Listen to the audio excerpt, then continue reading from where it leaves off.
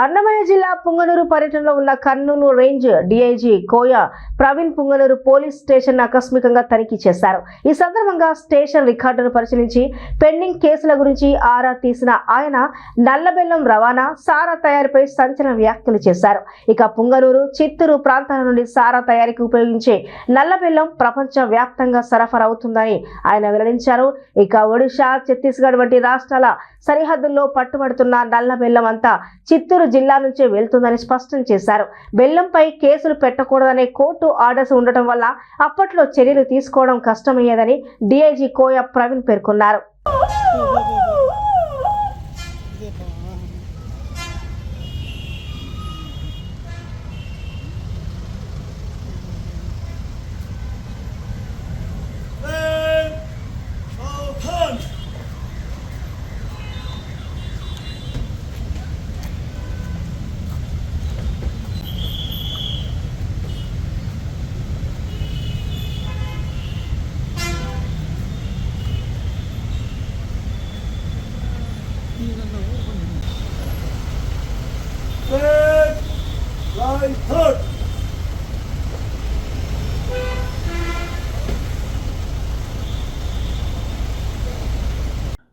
ఇటీవల జరిగిన జిల్లాల పునర్విభజనలో భాగంగా పొంగనూరు, చౌడేపల్లి సర్కిల్ గతంలో మన చిత్తూరు జిల్లా నుంచి అన్నమయ్య జిల్లా ఇప్పుడు మదనపల్లి హెడ్ క్వార్టర్గా కొత్తగా ఏర్పడిపోయే అన్నమయ్య జిల్లా ఏదైతే ఉందో మదనపల్లి హెడ్ క్వార్టర్గా జిల్లా హెడ్ క్వార్టర్ ఒకటి బదలాయించడం జరిగింది. అదే మాదిరిగా పొంగనూరు, చౌడేపల్లి సర్కిల్స్ కూడా మనకి మదనపల్లి అన్నమయ్య జిల్లాకి రావడం జరిగింది.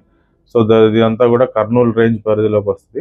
సో అందులో భాగంగా ఈ ఏరియా ఇప్పుడు మాకు కొత్తగా రావడం వల్ల ఈ 4 మండలాలు ఇక్కడ అవగాహన పెంచుకోవడం కోసమే మొత్తం ఒక టూర్ ప్రోగ్రామ్ లాగా ఇక్కడ రావడం జరిగింది. సో ఇక్కడ మొత్తం ఇందాక సడుం విజిట్ చేయడం జరిగింది, సడుం పోలీస్ స్టేషన్. అలాగే చౌడేపల్లి సిఐ గారు మనతో పాటు వచ్చారు. ఇప్పుడు ఇక్కడికి వచ్చిన తర్వాత చౌడేపల్లి సిఐ గారు అలాగే పొంగనూరు సిఐ గారు ఇద్దరితోనూ కూడా ఇక్కడ స్థితిగతుల గురించి జస్ట్ ఒక బ్రీఫ్గా చూచాయిగా తెలుసుకోవడం జరిగింది. ఏదైనా ఉంటే మీరే చెప్పాలి. మేము కొత్త కాబట్టి మాకు పెద్దగా అవగాహన ఉండదు.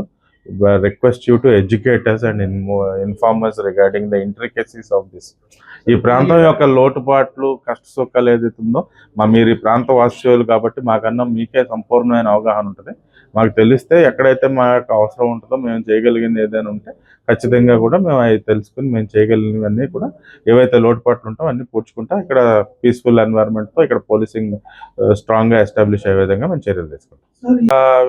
ఇంతకుముందు గతంలో 3 సంవత్సరాల కింద జిల్లాల విభజన జరిగినప్పుడు కూడా ఈ చిత్తూరు జిల్లా నుంచి కొంత భాగం, కడప జిల్లా నుంచి కొంత భాగం అన్నమయ్య జిల్లాగా రాయచోటి కేంద్రంగా ఏర్పడింది.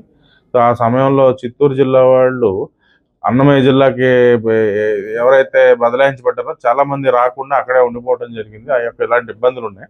ఇప్పుడు ఇంకా ఇది ప్యూర్లీ పాత చిత్తూరు జిల్లాలోనే సింహభాగం ఉండటం వల్ల చిత్తూరు జిల్లా సిబ్బంది ఇక్కడికి రావడానికి పెద్ద ఇబ్బంది ఉండకపోవచ్చు. అది కొంచెం టైం ఈ నెలాఖరులోగా ఈ మెన్ ఏదైతే ఉందో దాని సాధక బాధకాలు ఏవైతున్నాయో అవన్నీ కూడా పూర్తయిపోతాయి. అదేలే ర్యాంక్స్ అండ్ స్ట్రెంత్ మొత్తం ఆల్ ర్యాంక్స్ 70 మంది.